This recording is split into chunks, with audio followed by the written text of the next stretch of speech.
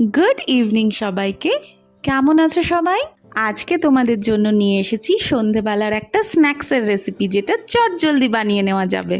সকালবেলা যেমন নিত্য নতুন স্কুলের টিফিন বানিয়ে দিতে হয়, ঠিক সেরকমই সন্ধেবেলাও প্রতিদিন কিছু না কিছু বানিয়ে দিতে হয় মেয়ের জন্য। বিকেলবেলা যোগা ক্লাস বা কম্পিউটার ক্লাস থেকে ফিরেই আগে জিজ্ঞেস করবে, মাম্মা কী বানিয়েছো আজকে, খুব খিদে পেয়েছে।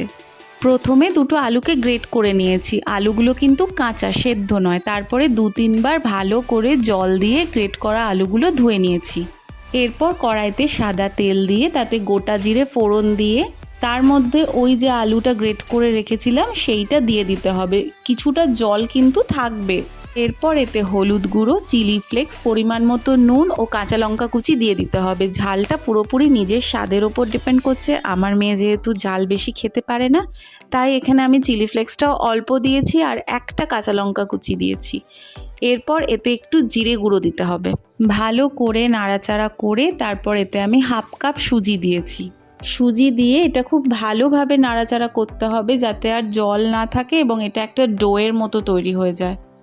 এরপর এটাকে একটা আলাদা প্লেটে নামিয়ে নিতে হবে এবং কিছুটা ঠান্ডা হলে তারপর এর মধ্যে একটু ধনেপাতা কুচি দিয়ে ভালো করে আটা মাখি যেমন আমরা সেইভাবে মেখে নিতে হবে।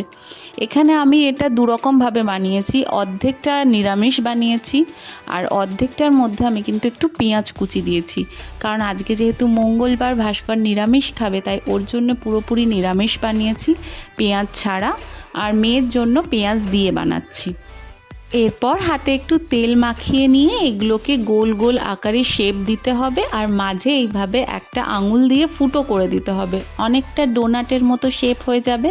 বাচ্চারা দেখেও মজা পাবে, খেতেও মজা পাবে।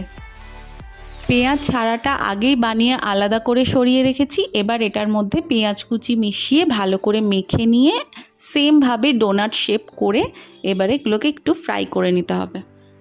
একবারেই সবগুলো একসাথে ভাজা যেত, কিন্তু যেহেতু নিরামিষ আর আমিষ আমি আলাদা আলাদা করে করছি, তাই জন্য ঠেকাইনি। আগে আমি নিরামিষগুলো ভেজে নিয়েছি, তারপরে পেঁয়াজেরগুলো ভাজবো।